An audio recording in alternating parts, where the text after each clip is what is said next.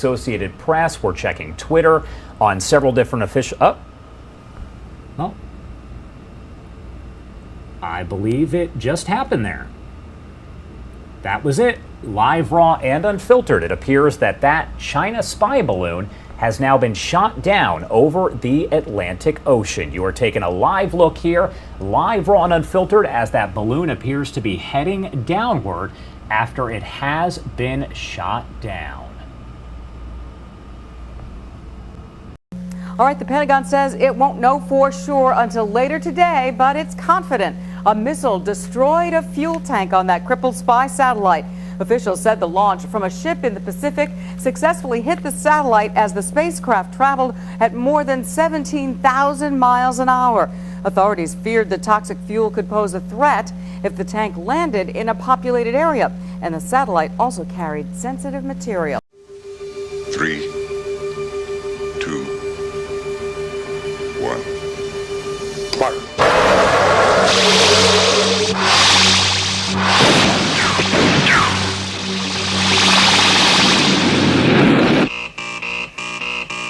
Bounce pulse failed to connect with target, sir. Just what are you saying, soldier? We missed the rocket. It didn't work. Where did the pulse go?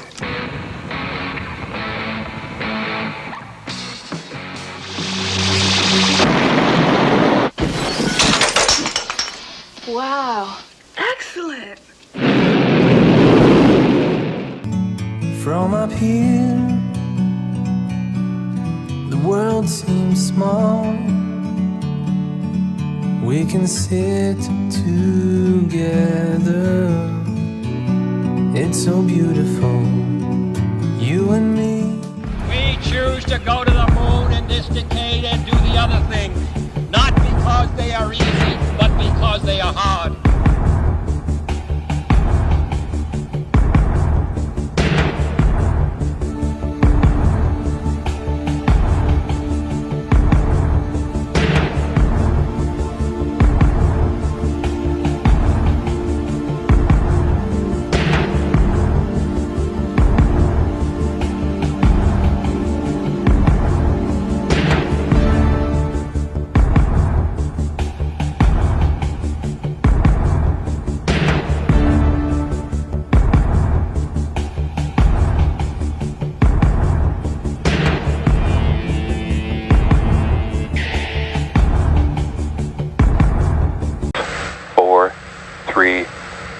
Ignition 1, liftoff.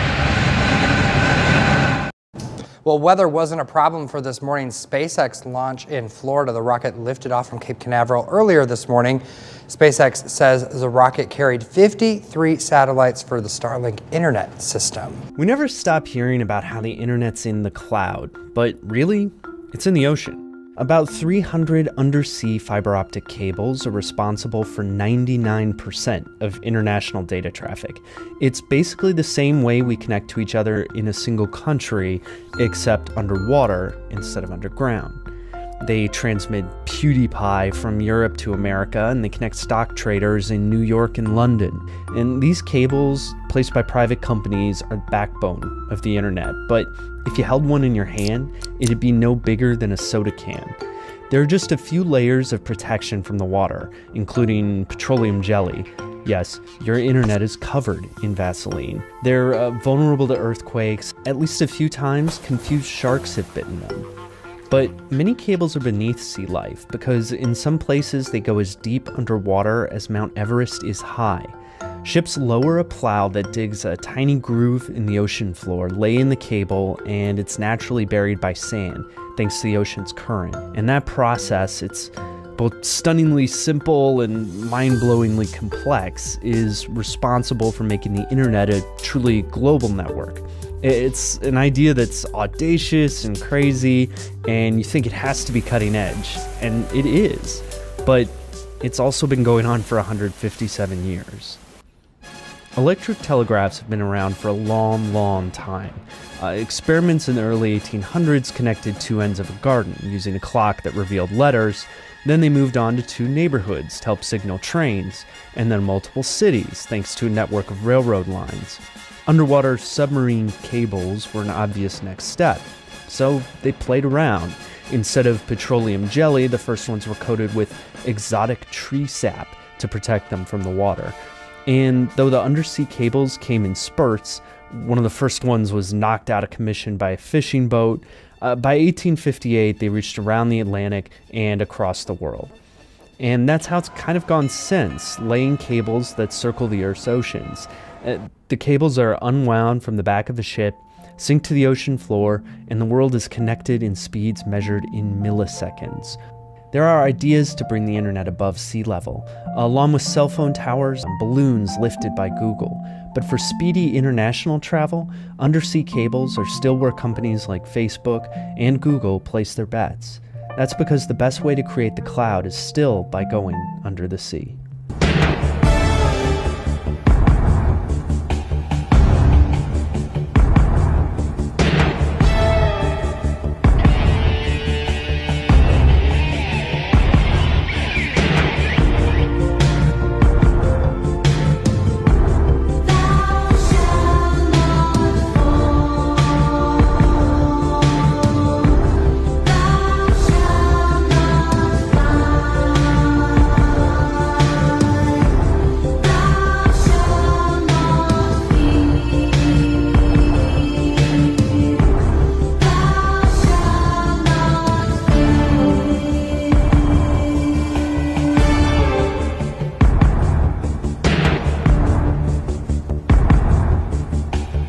Their new Crew spacecraft not only launching into space but docking with the International Space Station. SpaceX has had an army of people working on this project for some time now.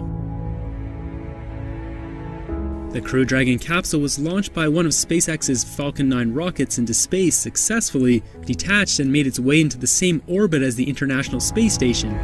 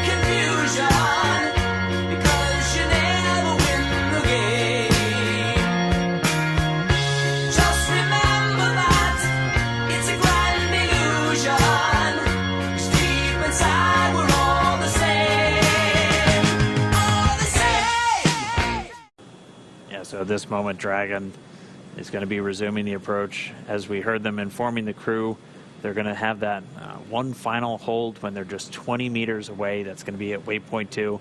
We're expecting it to be a brief hold while the teams all tag up and do a final go to move in for docking. Used for a lot of the attitude control and any small translational maneuvers like we just watched Bob and Doug execute with their second manual flight test.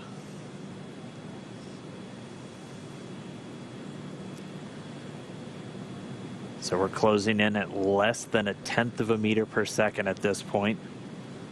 You can see the service section Draco is just doing all these very small, minor attitude corrections. Really, the autonomous docking system at work, making sure that the vestibule and the soft capture system is lined up with IDA2. At the hands-off point, the chop, the crew hands-off point, 1 meter to go.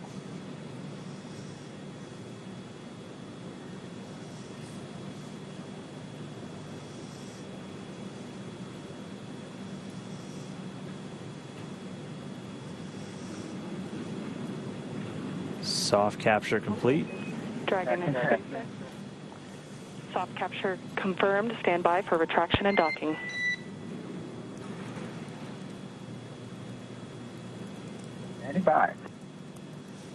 And we just heard it, soft capture. We have docking, that coming at 7:16 a.m. Pacific time, with the station and Dragon flying 262 statute miles right over the border between northern China and Mongolia. You can tell it's real because it looks so fake, honestly. We'd have way better CGI if it was fake. You can tell it's real because it looks so fake. Like always, I'm covering the fakery by SpaceX. I mean, it's a complete joke what they're doing, but of course, the mindless zombies, the fanboys of SpaceX are going to buy this garbage without question. They question absolutely nothing that is presented on TV, just like I've shown many times with this quote from former President Richard Nixon. The American people don't believe anything until they see it on television. That's what it all comes down to. And for those that don't understand the whole entire concept of this complete lie, this complete garbage, SpaceX supposedly launches a reusable rocket into space. In doing so, they release the Dragon capsule, satellites, and of course with this supposed last mission that took place, basically resupplying, supposedly, of course, the ISS, which does not exist.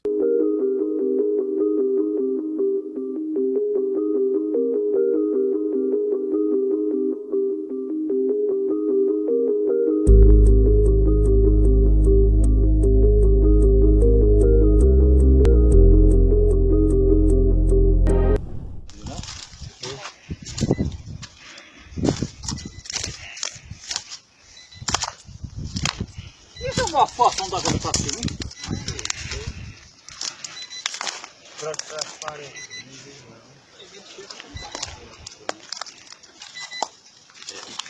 É grande essa porra, viu?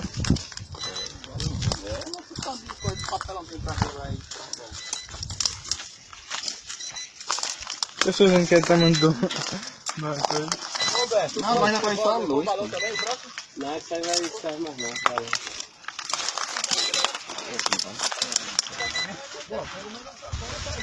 Lona tem muita ainda, cara. Lona e lona pra quem quiser aí. Quero só da porra. A conta pra botar no caminhão, ó. Isso aí não serve pra gente. Alguém tem uma faca aí na cinta? Vamos ver se nós tira direito aqui. Até falar esse bicho pra lá. Vamos puxar ele pra lá? Quero só a corda. Всем собраться в конференц-зале. Всем собраться в конференц-зале, пожалуйста. All hands to the wardroom. All hands to the wardroom, please. This is the most difficult announcement. As you know, things have not been going well back home. Well, it's gotten worse, a lot worse.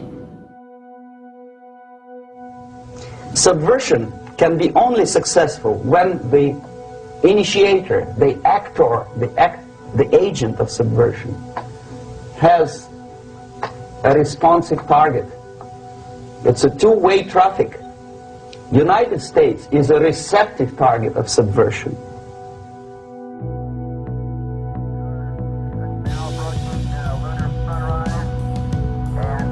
For all the people back on Earth, the crew of Apollo 8 has a message that we would like to send to you. In the beginning, God created the heaven and the earth. And the earth was without form and void, and darkness was upon the face of the deep. And the Spirit of God moved upon the face of the waters. And God said, "Let there be light." And there was light. And God saw the light, that it was good. And God divided the light from the darkness. And God called the light day, and the darkness he called night. And the evening and the morning was the first day. And God said, "Let there be a firmament in the midst of the waters. Let it divide the waters from the waters." And God made the firmament, and divided the waters which were under the firmament from the waters which were above the firmament. And it was so. And God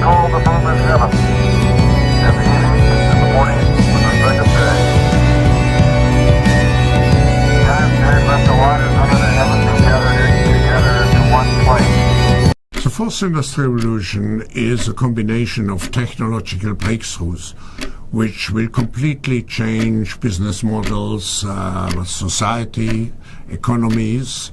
Fourth industrial revolution is coming with enormous speed and will change not only what we are doing, but who we are. The world will grow more together in the digital age. We are becoming more interdependent. We will have not less, we will have more globalization. But the question is, how do we master and how do we construct this new type of globalization? I call it globalization 4.0. It's a poison for society. We cannot leave people behind. We have to make everything to ensure social cohesion of a society, because social cohesion is the prerequisite for a democratically functioning country. Subversion. It's a two-way traffic.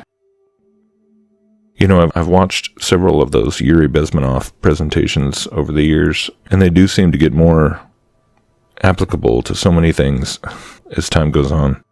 This whole idea of subversion and propaganda, somehow the issue of propaganda is on my mind a lot lately. I'm not sure why. No shortage of propaganda subversion going on these days, that's for sure, right?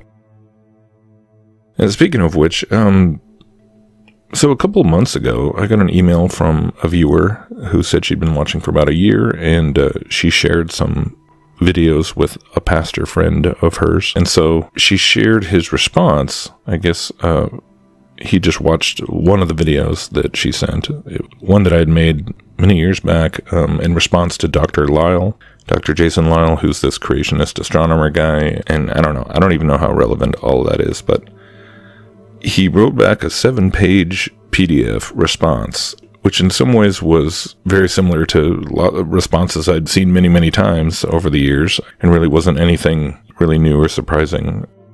But the weird part about it to me was to be sitting there reading it in 2022. So this is January 2022. You know, he's responding to my video. And how much of it was, him trying to refute that specific video or just the flat earth in general, I guess would be, up for debate. But not having had the chance to actually talk to him or respond, it prompted a lot of thought, because as I kept sitting there thinking about what would I say back to her or to him, I was kind of floored by just somehow, essentially, it was a 7-page response, but he basically summed up my whole position as arguing that A, science has been wrong about evolution, and so B, therefore all science is false, which hopefully should go without saying that that is not my position or anything I've ever tried to argue, but that is, was his takeaway, that because evolution was not biblical, then, and so, yeah, I was just kind of at a loss. I'm sitting here going, here we are after 2 years of all kinds of things going on in the name of science and follow the science, that has nothing to do with astronomy or rockets or any of this stuff. And so, yeah, I was like, if you really don't think there's anything else besides Darwinian evolution that just maybe that, is begging for a little more scrutiny than it has been getting by a lot of people, then I don't know what to say at this point. Because I know if I had the opportunity to sit down with this pastor, the last thing I'd be trying to do right off the bat would be debate the shape of the earth or the size of the firmament and any of that stuff. I'd probably have some few basic questions just about what he believes about the gospel. But then if we're going to get into anything that has to do with applying biblical truth to the modern context, to modern life, and anything to do with faith and science, it's probably not going to be that. Because as far as I know, this debate's been going on for how long, and I've yet to meet anybody who's been in the actual position of having to make the decision to get on a rocket ship themselves and put on the spacesuit and strap in for the countdown, or make the choice of whether to put their children on the rocket. Inside this plane, men are being specially trained for the space age. They're American astronauts in the same state of weightlessness they'll experience in outer space. A rough, rugged business being an astronaut. These men have to be in top physical condition when they face the countdown. And here's a new way to help keep you in shape for the space age. New Post Count-Off. Post Count-Off is made with nutritious oats. You can count on it. Post Count-Off has exciting space news on every package back. Start your day a little bit better with new Post Count-Off. 3, 2, 1. You can count on it.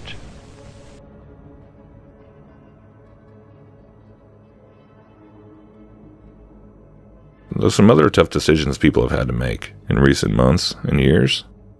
Difficult conversations. So yeah, cosmology hasn't really been one of them, and yet it was like this could have been written in 2015. If you read this 7-page response, you would have had nothing to tip you off that it was now versus then or 20 years ago. Because it was, it was all the same, mentioning the moon, mocking, just basically mocking conspiracy theory and dismissing it, and the same kind of patronizing thing about you're elevating this to some salvation issue. And every time I tried to write a response, I just ended up going on some rant about what world are you living in? What planet are you on? Haha. And then yeah, between January and now, 2 months later, the narrative's already been changed. The movie's switched on to something else. The nonstop movie that played for 2 years was basically the flip of a switch. And so when I think about all the things that I ended up looking into because of this whole biblical cosmology question that I wasn't expecting to encounter, but it kind of got a hold of me, and here we are. But yeah, maybe first we need to talk about this giant media machine and the ability that it has to direct the mass formation on almost the turn of a dime. It is staggering. I mean, and it was just all kind of summed up by watching this clip in the news from a few weeks ago where these Brits are trying to volunteer to go help fight in Ukraine. And of course the media is covering it and showing it wow, what a brave, awesome thing. And it was how many weeks ago were these same people not allowed to walk in the park, where they were being told to be afraid of being too close to grandchildren. But now they're going to go pick up machine guns, and yeah, they're going to go fight off the Russians, who somehow now are just incompetent boobs. And Putin is, he's the megalomaniac Trump 2.0 on a world scale. Whatever, but it kind of pulled me back to a lot of stuff that I hadn't really thought about in however many years, just about this entire crazy narrative that has been going on and switching and contradicting itself, and how actually looking into these crazy conspiracy type questions, quote unquote, prompted me to just start looking into just what recorded history even claims happened at all these stages along the way, and try and piece the whole story, the progression together. And the more you look into that, the more things start to jump out as just really not being exactly what you first thought they were. What many people assume, and how it's kind of presented. First came Russia's Sputnik satellite. Then Yuri Gagarin became the first man to orbit the Earth. Soviet space missions reached for the Moon, Mars, Venus. Now you can see the secret spacecraft the Kremlin kept hidden for a generation. Red Star in Orbit, a special exhibition of Soviet spacecraft and art seen outside Russia for the very first time. Now showing exclusively at the U.S. Space and Rocket Center in Huntsville, Alabama. Don't miss it. We have Yuri Gagarin, who was the first man to supposedly fly through space, and he went around the globe in an hour and 20 minutes and landed in a field after ejecting out of his spherical spacecraft with tiny windows that he could supposedly look out of. But it wasn't until 1971 that they even admitted that supposedly what really happened, that he ejected out and was found in a field by some farmers and told them that he had to go call Moscow. And then, of course, he dies in a training accident. But even the BBC was seeming to question some of the details of his account, and I'd never seen this until recently either. While we're talking about the ship in flight, there's one small mystery which I think possibly you may be able to clear up for us, but perhaps not, but I'd like to try. On the day when you were making the flight, on the day when Moscow Radio was describing you making the flight, there appeared in our communist newspaper, the Daily Worker, the report that the flight had been made successfully and that the flyer had returned to the Earth. And that report was dated from Moscow the day before. I'm sorry to put this at such length, but this created the impression, of course, that another flight had taken place and you had flown second, and nobody has ever dispelled this yet. Will you do it now? Могу совершенно компетентно вам заявить, что, очевидно, корреспонденту этой газеты было известно несколько больше, чем тем людям, которые занимаются в нашей стране непосредственно космическими полетами. Now, I can assure you quite authoritatively that evidently the correspondent of that paper felt he was better informed than the actual people who are in charge of this work in the Soviet Union. This article was released back in March 2019. According to the article, NASA has partnered with two companies, SoftBank and AeroVironment, to fly a high-altitude solar-powered drone that will be providing 5G internet. It's supposed to be flying over 65,000 feet. Now, the first question is, why would we need a solar-powered drone when we have satellites in space? I guess balloons like Google's Project Loon and high-altitude drones are the future of internet, so-called space communications. These are pictures from Google's Project Loon. Just look at that satellite dish pointed at a balloon. Now, only die-hard globe shills don't see a problem with that.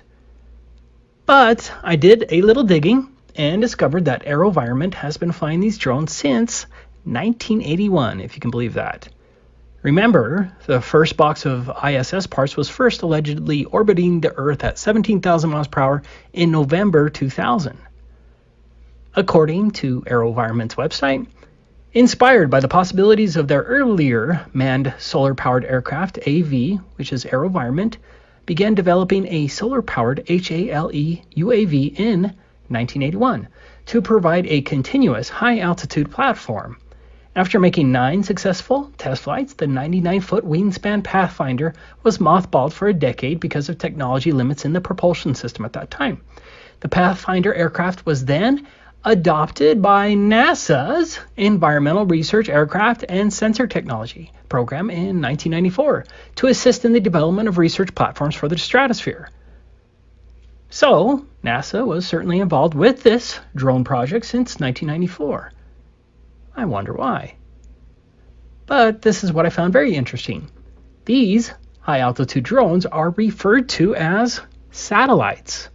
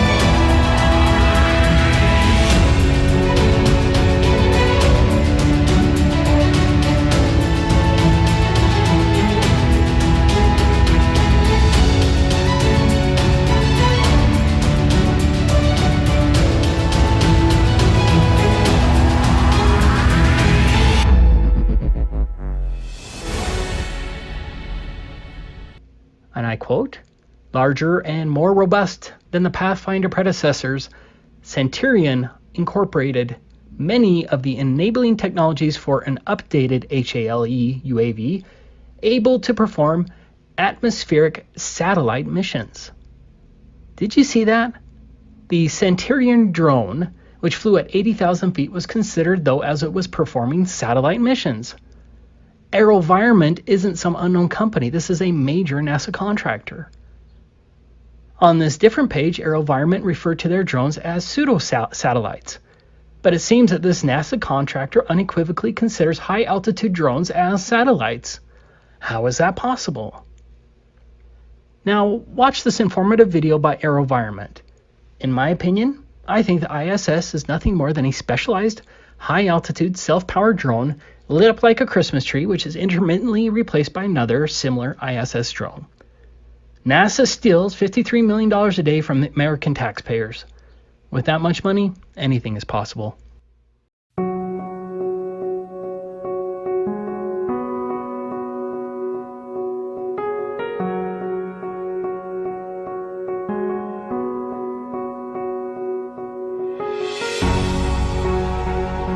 Above the clouds,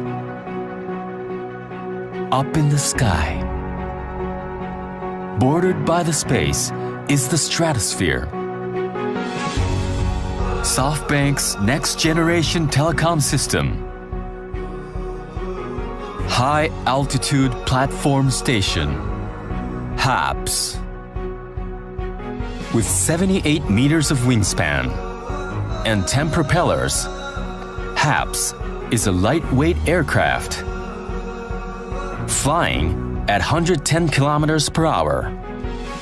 The large wing surface is covered by solar panels. In the stratosphere, there is plenty of sunlight during daytime, and the weather is mild throughout the year with little change in the wind speed. This condition makes a long-term, stable flight possible. The aircraft keeps flying in a certain area for months, powered completely by the sun. One HAPS operates as a cell site with radio coverage of 200 kilometers in diameter, which delivers a telecom network serving the entire ground. Standby aircrafts are always ready to take off for maintenance and emergencies to offer constant, stable services to customers.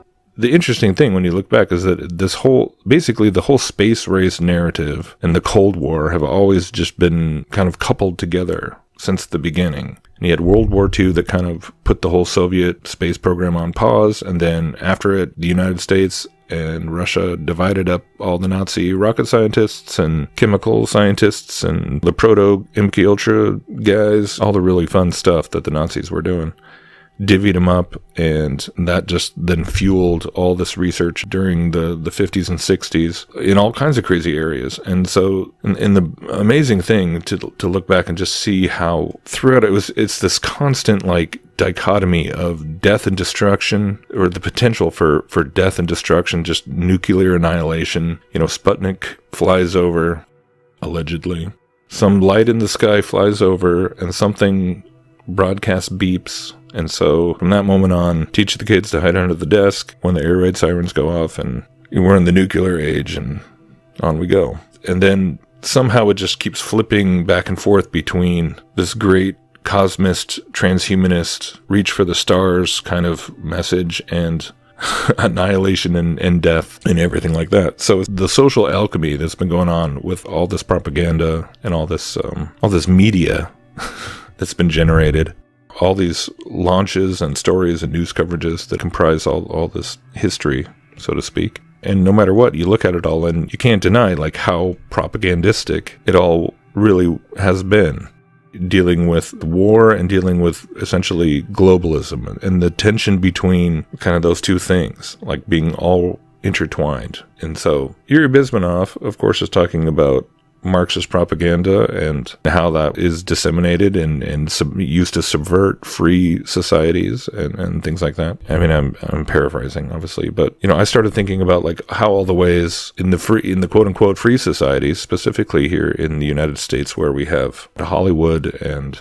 NASA and New York, and like how much of a lot of the same core messages and the same propaganda has been spread out throughout the world, perhaps in a more creative, openly creative way and diverse way. And just going back to a figure like Arthur C. Clarke, who ostensibly contributed more to, you know, the ideas and thinking that propelled the whole. He's supposedly the first person to think of satellites for communication. So yeah, but it's the same transhumanist message as Cosmism back with Tsiolkovsky, really, at the end, and envisioning sort of the same kind of utopian one world.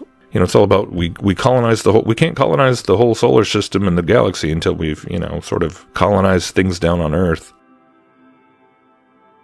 But speaking of Arthur C. Clarke, another thing that I kind of went back and looked into with all the recent developments was the follow-up to 2001. 2010, the year we make contact, which of course was not directed by Kubrick like the first one, and so basically just kind of gets ignored by by pretty much everybody, and understandably. But you know, I'd never really paid much attention to it, and I think I'd seen it once or parts of it. So I went back and watched some of that, and then read more because I got curious. I'd always been curious about the ending of 2010. And of course, the whole movie is based on the Russians and the Americans being on this joint mission to go investigate the ship from the first movie, which is out by Jupiter.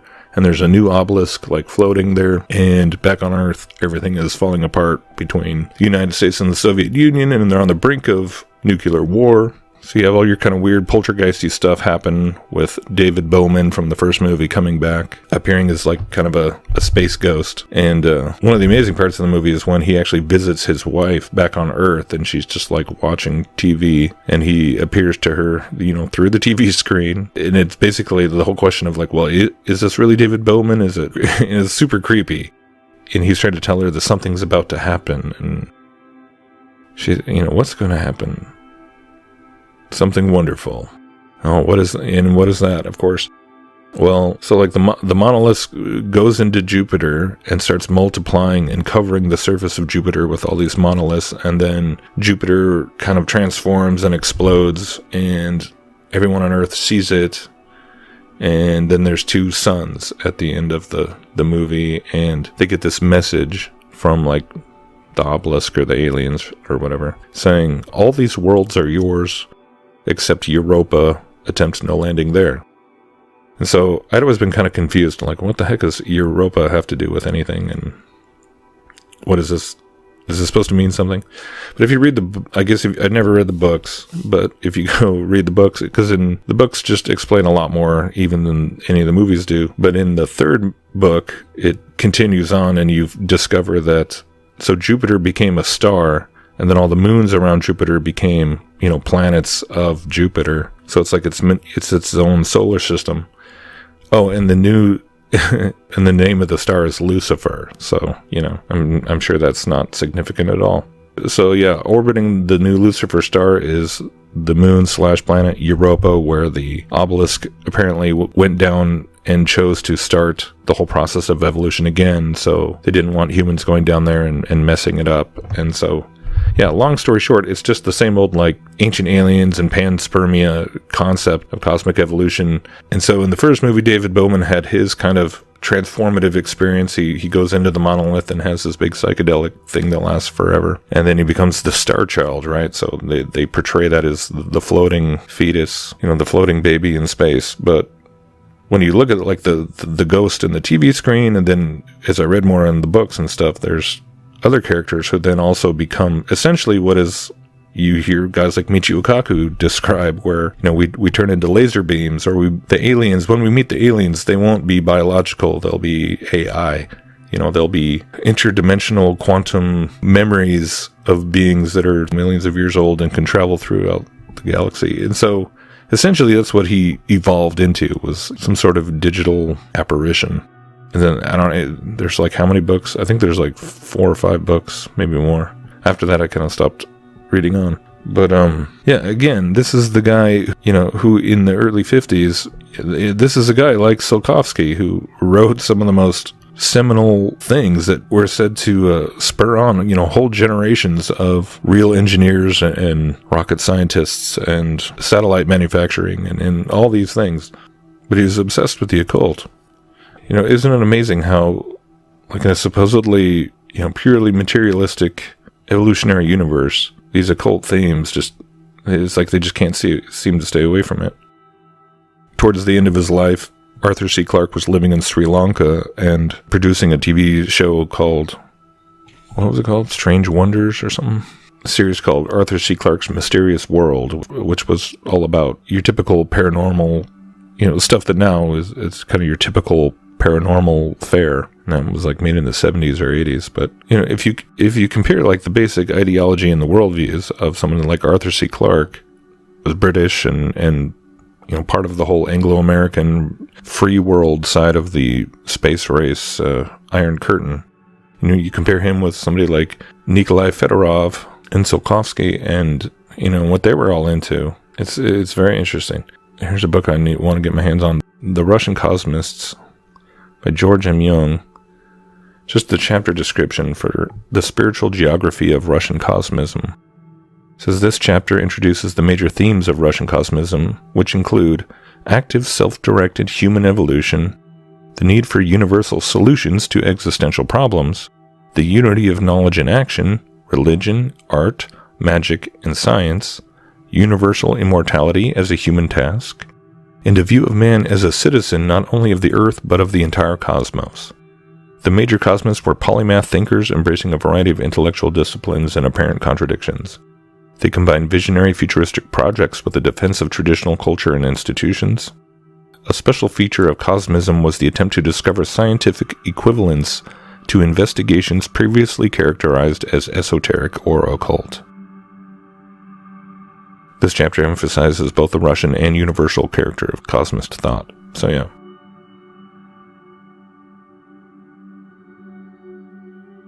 Кроме нас в космосе много интеллекта.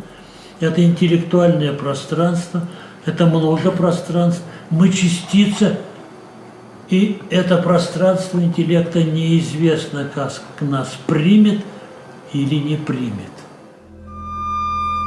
And that is cosmism today.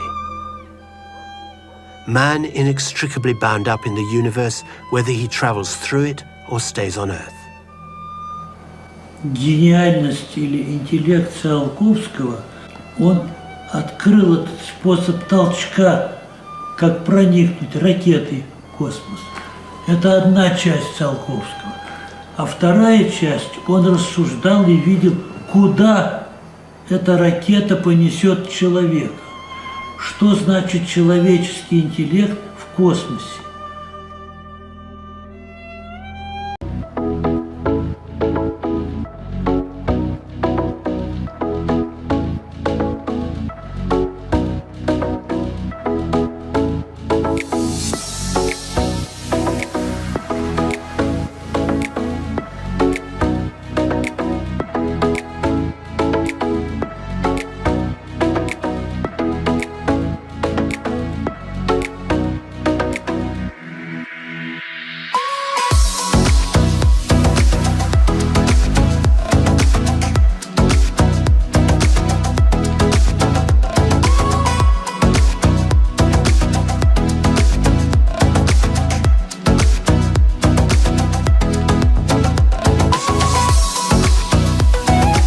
And the reusable rocket supposedly comes back down for a landing, just like like a pencil.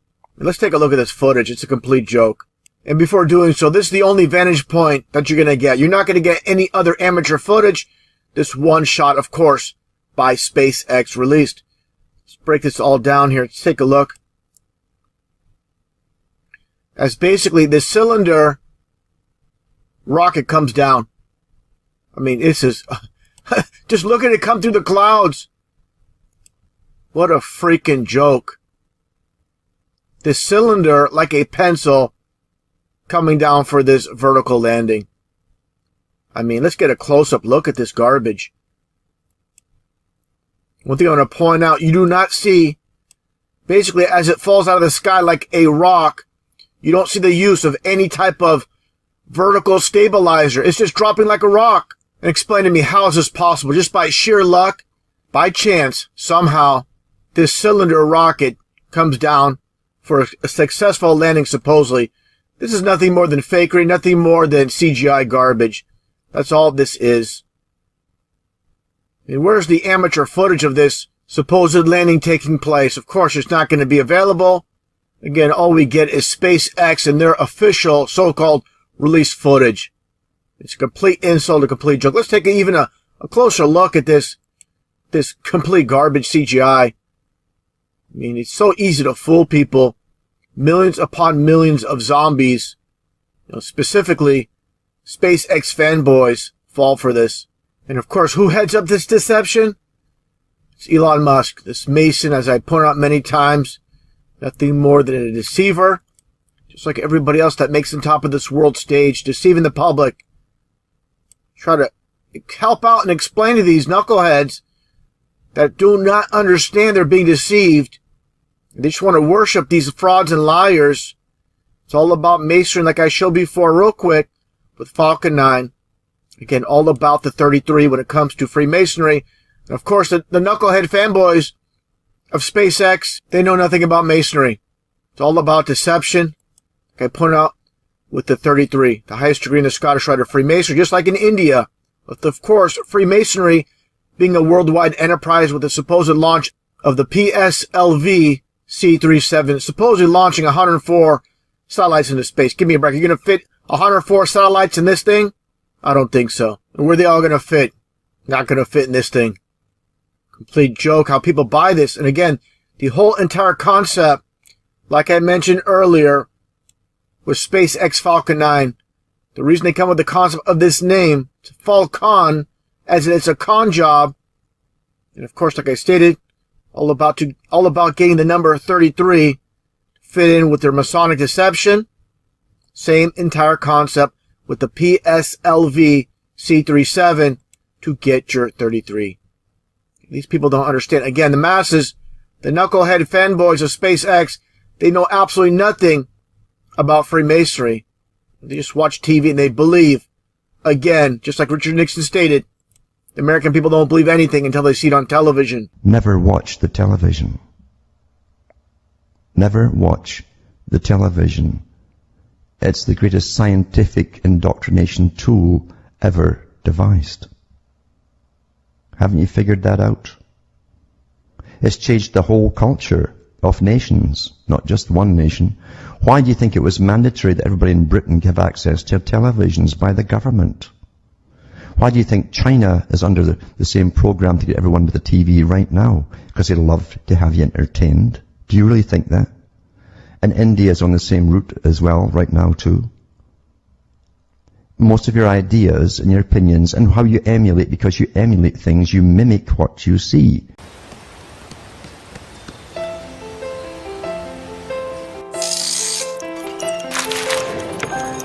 When a child cherishes a dream,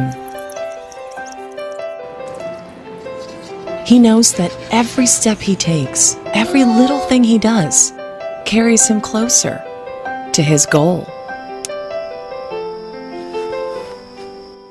Minus 10, 9, 8, 7, 6, 5, 4, 3. And when he dreams, the future becomes a reality. Because he knows. I am the key. Enopi, the global leader in self-directed learning, is now eye level. People don't think. They let others think for them. That's the TV.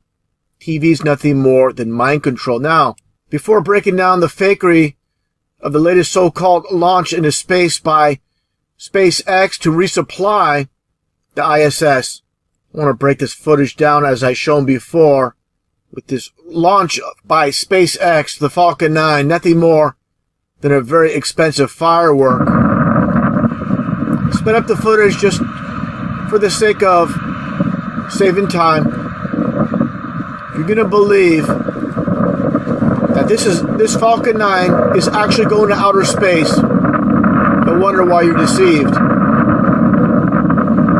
If you really believe the Falcon 9 is going to low Earth orbit, going around the so-called ball of Earth, after watching this footage, you got to start asking some questions. How small is the so-called ball of Earth? As you see here, I'm going to back this up. Look at the angle it's coming down right here. Okay, let me back this up.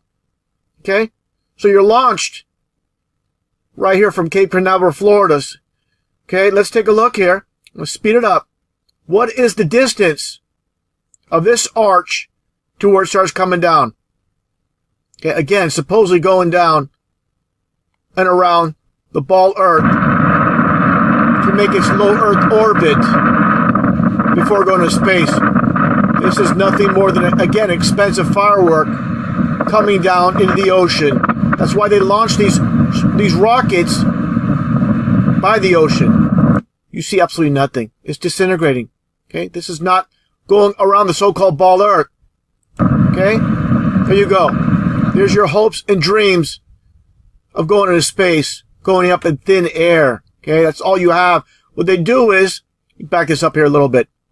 All they do is show this, again, expensive firework being launched and crashing into the ocean. And all they do is they get footage. You know, they edit in footage of them supposedly going to outer space. Clear as day. This is, again, nothing more than a very expensive bottle rocket going into the ocean. Now, let's take a look at this other footage. The official footage. Now, this was amateur footage, of course. You don't get much of it, but here's an example. Now, here's official footage released by SpaceX. I'm going to speed this up. Take a look at the arch, and it comes, again, back straight down. It's not going around the so-called ball Earth into space. It's going straight down. Okay, you see that arch, that angle it's taking. Again, how small is the ball Earth? If it's going to go out at this angle, then all of a sudden it goes down, again, straight down. No way it's going around the so-called ball Earth. Now, I showed these images before. This one photo out of an airplane window over Dubai, the world's tallest building. You see absolutely no curve whatsoever. You see a flat horizon. So people want to, talk about, oh, the Earth is so vast, it's so large.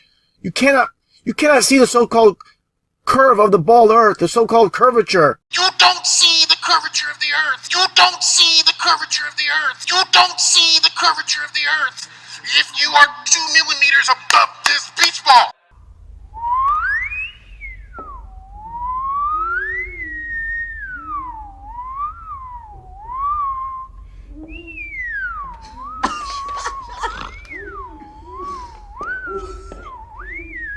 He's back to his old self. Oh my god.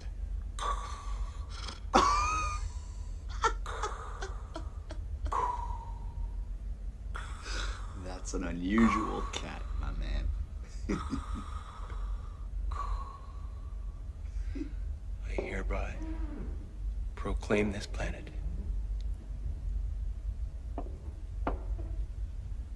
Trumania.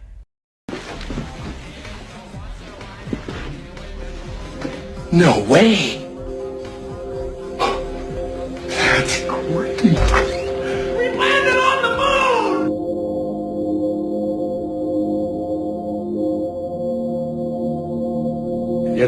And they just start making stuff up. Yeah. Like that Neil Armstrong guy. Have you seen him on the talk shows? Neil Armstrong, you mean the first man to walk on the moon? Talk about a fish story! Man, and they're buying it! And they're buying it! And they're buying it! Talk about a fish story! And they're buying it! And they're buying it! Talk about a fish story! Oh,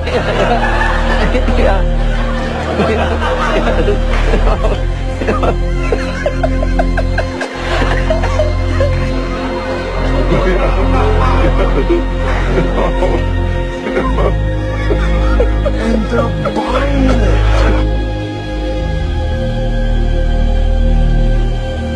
Everyone, please stop what you're doing and listen.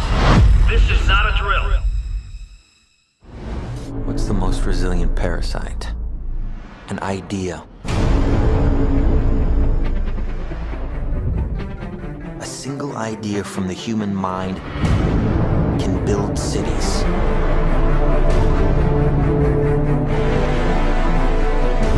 An idea can transform the world and rewrite rewrite all the rules. Which is why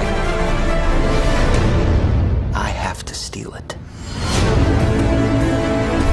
He's hiding something, and we need to find out what that is. We gotta break out of here. Give him the kick!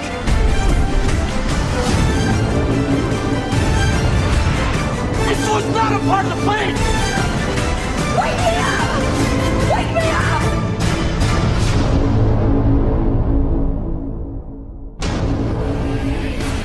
I know we have still not shattered that highest and hardest glass ceiling, but someday someone will, and hopefully sooner than we might think.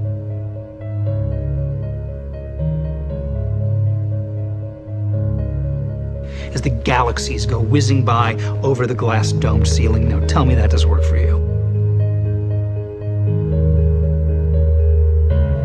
If it's true, does it change how I live my life?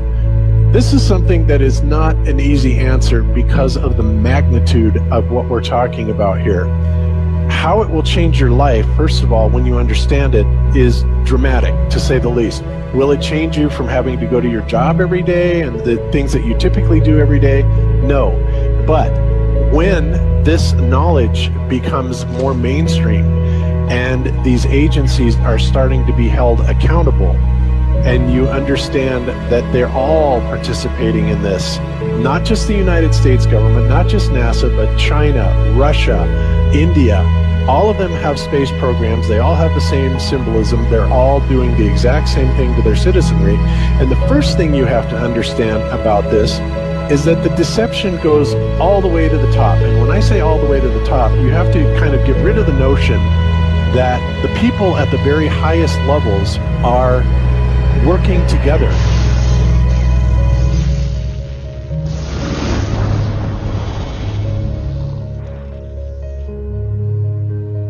Why would they do this? Why are they trying to hide the fact that we are on an infinite plane or on a flat earth rather than a ball? Well, if you isolate people into the idea that they're on a blue marble that's in the middle of a universe that is really insignificant, and there's thousands or millions and billions of other worlds and possibly other civilizations, that makes most people think that we are insignificant and that we did actually come about as some sort of an accident.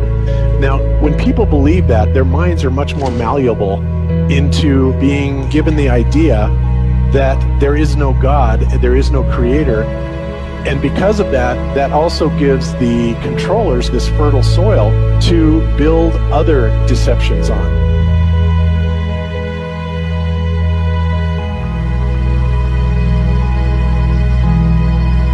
Why do you think that Truman has never come close to discovering the true nature of his world until now? We accept the reality of the world with which we're presented. It's as simple as that. It's about total control, mental, physical, spiritual, every way, shape, form possible. You have to remember how big of a conspiracy this is. This isn't talking about just the JFK thing or isn't talking about just 9/11.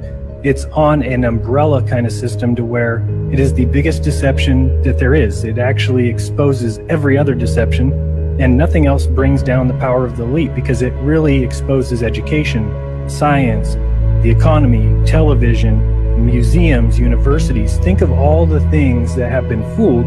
I feel worse for the people that are out there building satellites, the people that are out there actually working for these space agencies, the people out there teaching in schools as professors, because they would all come to the conclusion eventually, once this gets out, that they've all been contributing to the lie. Now, in my opinion, we're being lied to not only about the shape of the Earth, we're being lied to about the very nature of reality itself. In 1954, Admiral Richard Byrd, a highly decorated naval officer, conducted an interview where he alluded to the idea that there may very well be land beyond the poles. Admiral Byrd, you've been to both the North Pole and the South Pole. Is there any unexplored land left on this Earth that might appeal to adventurous young Americans? Yes, there is. But strangely enough, there's left in the world today an area as big as the United States that's never been seen by a human being. And that's beyond the pole on the other side of the South Pole from Middle America. And I think it's quite astonishing that there should be an area as big as that unexplored. It's a tremendous So challenge. there's a lot of adventure left down at the bottom of the world. Admiral, do you hope to see that? We don't know. That's the big problem. We don't know where we are. Okay? That's what we're all trying to figure out here. But there is the Antarctic Treaty where, 53 or so nations have signed saying that no one's going to lay claim to Antarctica and that there are massive restrictions for travel there. You can't just get up and go to Antarctica on your own. You have to have a tour guide with you, and there are only certain entry points, and there are limits on where you can go search. Personally, I think the unconquered South Face is the only one worth scaling. It's a 20,000-foot sheer wall of ice, but that's never stopped me before.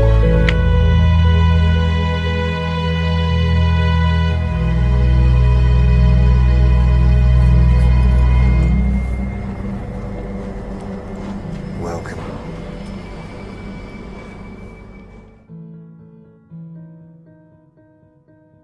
No, I just want to stand on top of the wall and piss off the edge of the world.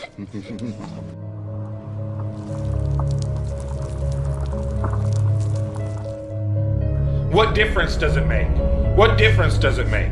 Yeah, that's their favorite line. Got a lot of people, what difference does it make? You can't figure out what difference it makes? If you can't figure out what difference it makes that the people running your world are lying to you over and over your whole life, if you can't figure out that someone lying to you is trying to control you, suppressing of information, of knowledge, is control. Deception of information and knowledge is a form of control. So what difference does it make? It makes a big difference, because once they start omitting information or lying about information about where you live, they're doing it to control you. Period. Why am I having to explain this to critical thinkers in the truth movement? The way you control billions of people is to keep them divided and fighting each other. Flat Earth is not a PSYOP. Flat Earth destroys the PSYOP. Every PSYOP that's been used to control us for as long as they've known about it. So this system has been in power and control for hundreds of years, ever since they convinced the rest of the world that they didn't know where they live.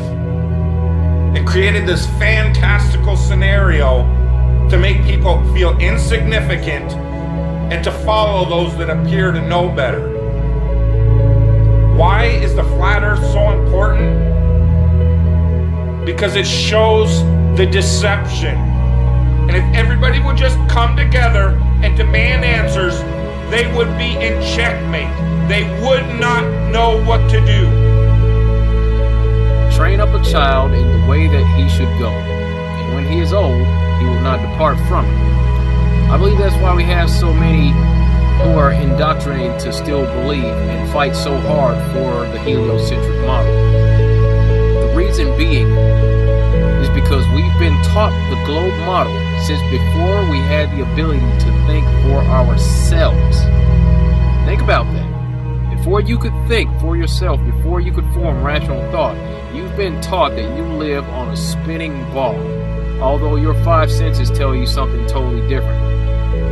Our senses tell us that the earth is flat and stationary, that the sun and moon and the stars rotate above us just as we see, that they make their annual cycles in such a way that we can calculate days, months, and years of the passage of time, just like in Scripture. The earth in itself works like a well-designed timepiece, and we all know that any timepiece that we can think of has a designer. What if the lie is to hide the existence of that designer? What if they're lying to us about this because they're hiding God?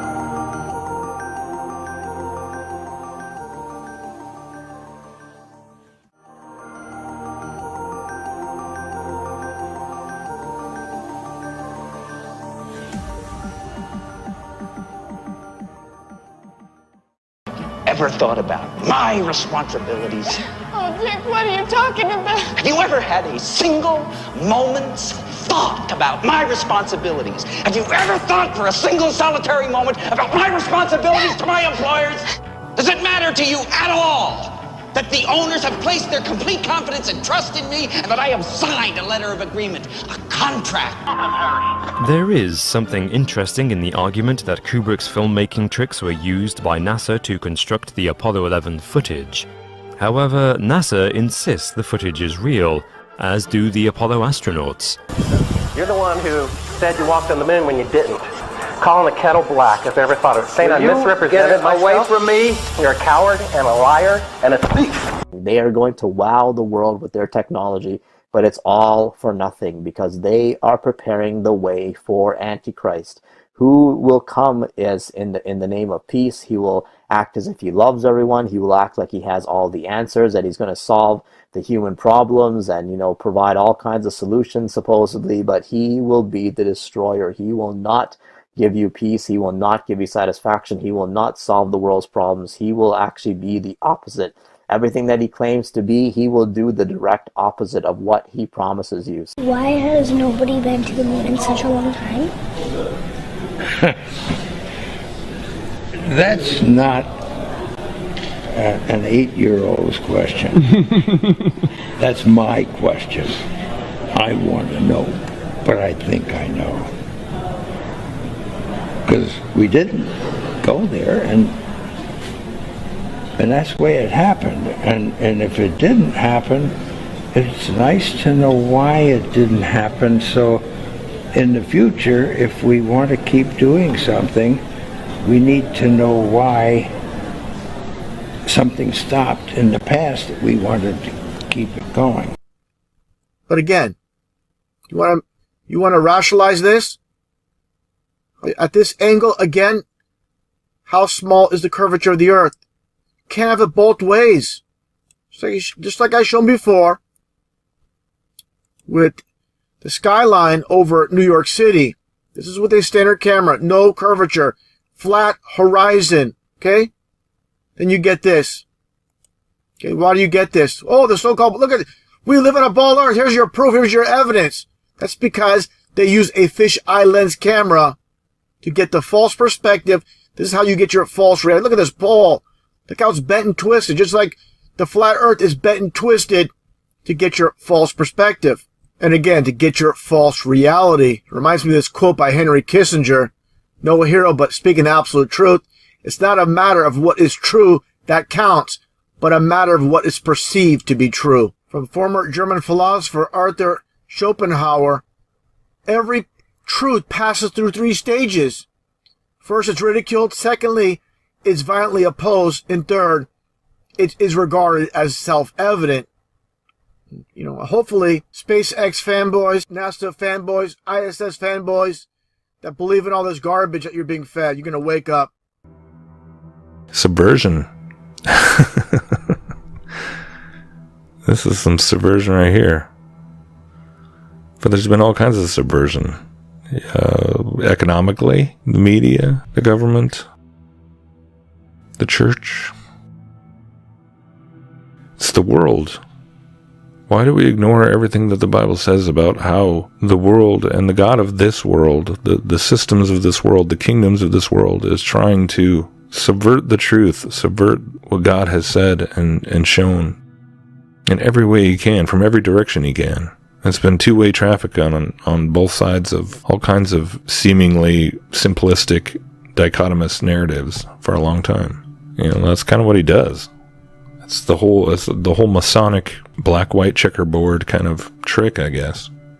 I mean, how crazy is this when it's like, this doesn't look like progress to me. This looks terrifying and sad. It's kind of, I think, telling in a lot of ways.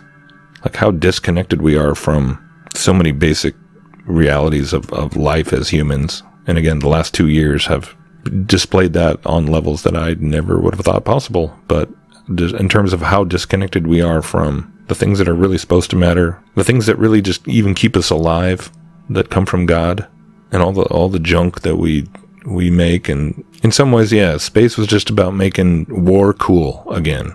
The military-industrial complex and massive massive spending billions of dollars on building missiles and weapons. You got to get the public to buy into that in some way, unless you've gone the full-blown communist 1984 route and you just use slaves. But here in the free world, we use the free enterprise and cooperation between giant corporations and the government, and Disney to make it all magical and appealing and woven into the American story.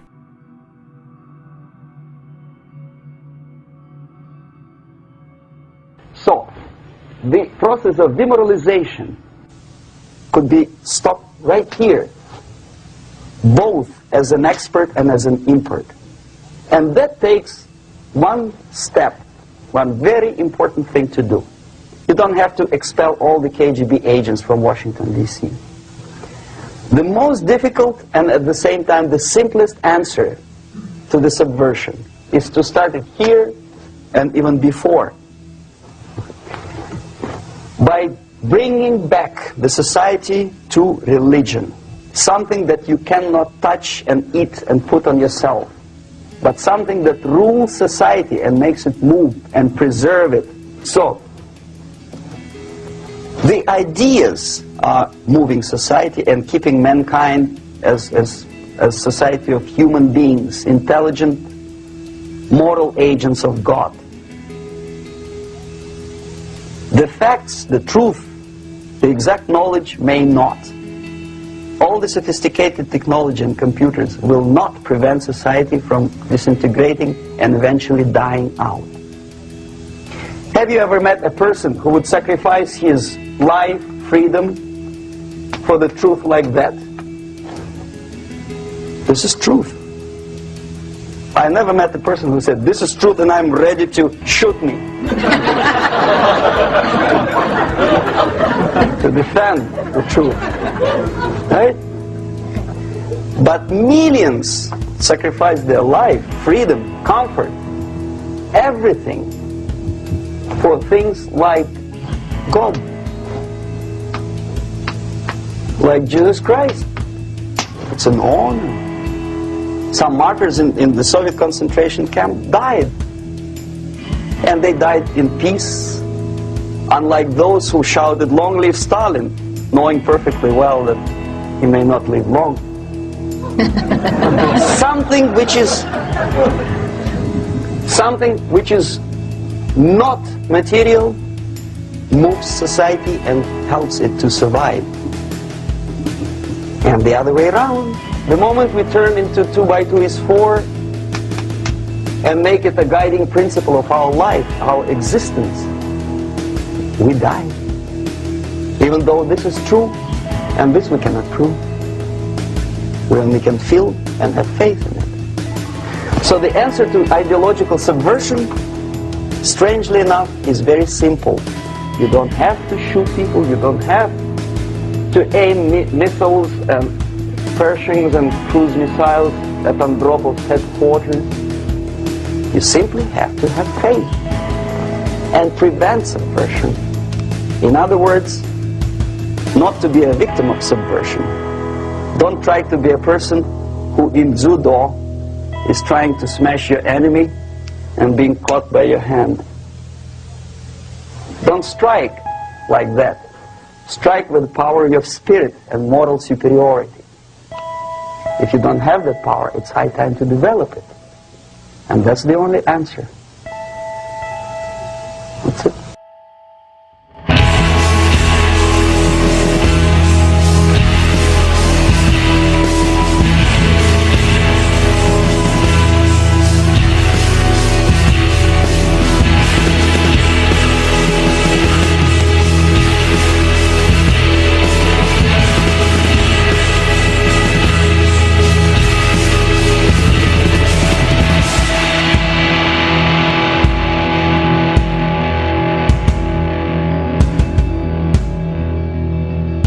In the beginning, God created the heaven and the earth was without form and void, and darkness was upon the face of the deep.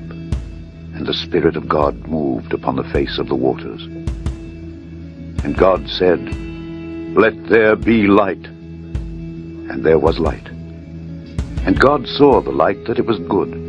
And God divided the light from the darkness. And God called the light day, and the darkness he called night. And the evening and the morning were the first day.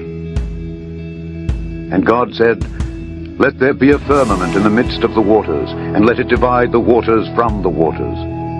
And God made the firmament, and divided the waters which were under the firmament from the waters which were above the firmament. And it was so. And God called the firmament heaven.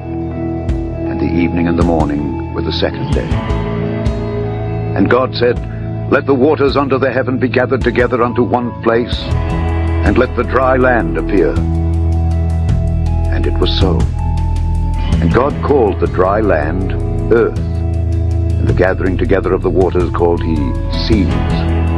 And God saw that it was good. And God said, "Let the earth bring forth grass, the herb yielding seed, and the fruit tree yielding fruit after his kind, whose seed is in itself upon the earth." And it was so. And the earth brought forth grass, and herb yielding seed after his kind, and the tree yielding fruit, whose seed was in itself after his kind. And God saw that it was good. And the evening and the morning were the third day.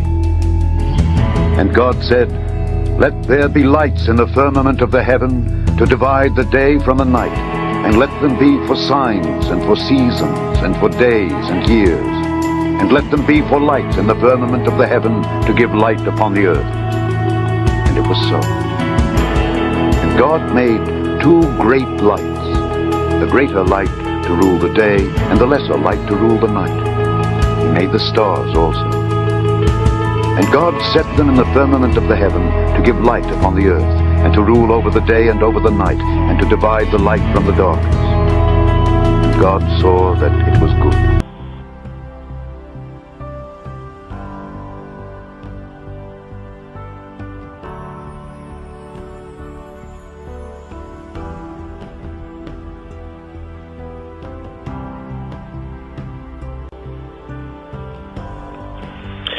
I just can't help but to quote from Isaiah 40:26. "Lift up your eyes on high, and behold who hath created these things, that bringeth out their host by number. He calleth them all by names, by the greatness of his might. For that he is strong in power, not one faileth." This is what people have been missing this whole time, and it's been right in front of our faces in the scripture. This is what God was showing Ezekiel. The wheels within the wheels are the belts that surround Earth. NASA calls them the Van Allen belts. These are the invisible belts of magnetic energy within the torus that keep everything in motion, everything moving like a fine-tuned clock. All the eyes that Ezekiel saw was the stars. All the stars are created by God. They are the luminaries. That is what makes up all the eyes that is being spoken of. What Ezekiel saw was the absolute pure beauty of our home that God created for us. This is what Satan wants you blinded to. This is the absolute magnificence that Satan doesn't want you to see. This is why they mockingly show you that image in Game of Thrones and other movies, the wheels within the wheels over the flat plain earth. They're showing you the truth right in front of your face, and they laugh because you don't understand and you don't see. This is the beauty, this is the sheer absolute beauty of the world that God created, and he called it good.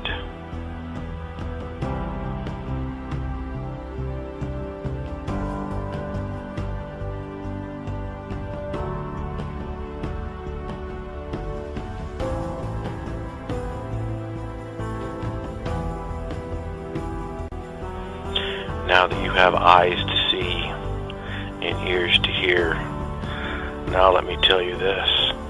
These wheels that we see, bands that move like a clock. This is how the sun and the moon do what they do. This explains their movements. It's all about magnetic energy. It's all about the magnetic fields. This is how they're frictionless and how they move in perfect unison. And just as it states in the book of Enoch, through the movement of these wheels, we see how the sun and moon will go through their vaults and rise and return in different areas. This is what the globe has blinded people to. The absolute truth of what God said all along. It has been here the whole time in the scriptures. Instead, we choose to listen to NASA. Instead, we choose to listen to the idiot box. Instead, we choose to listen to scientists, and we heap amongst ourselves teachers that teach us absolute lies to keep us in the dark. When God's been saying the whole time, just look up. Look up at what surrounds you. I made this for you. That's all God wanted to say. Just take a look. I'm here. I am right above you.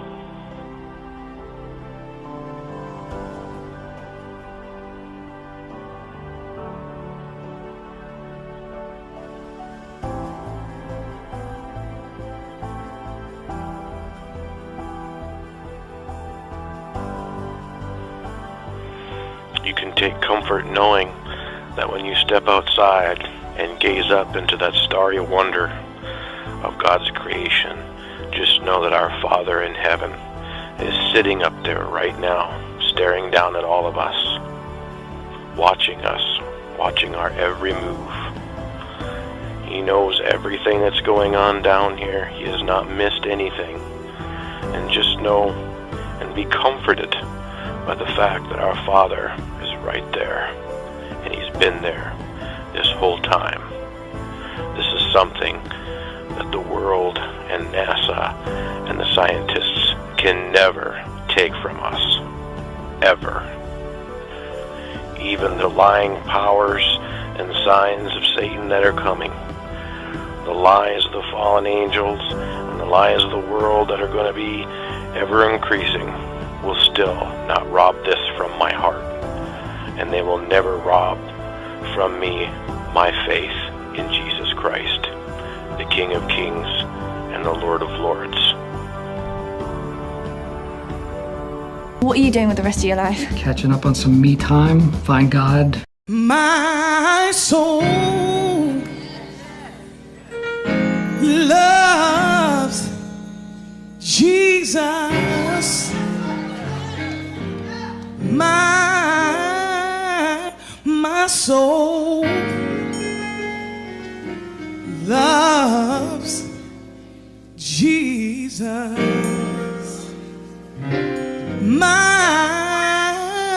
My soul loves Jesus. Bless His name.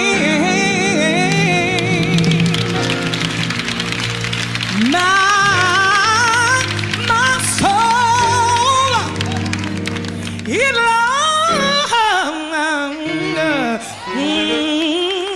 loves Jesus. Oh, yes it does. Oh, yes it does. Oh, yeah. My soul, my soul. Over in the midnight hour, my soul, He speaks to my soul, tells me everything is gonna be all right. My soul, it loves Jesus. I'm so glad my soul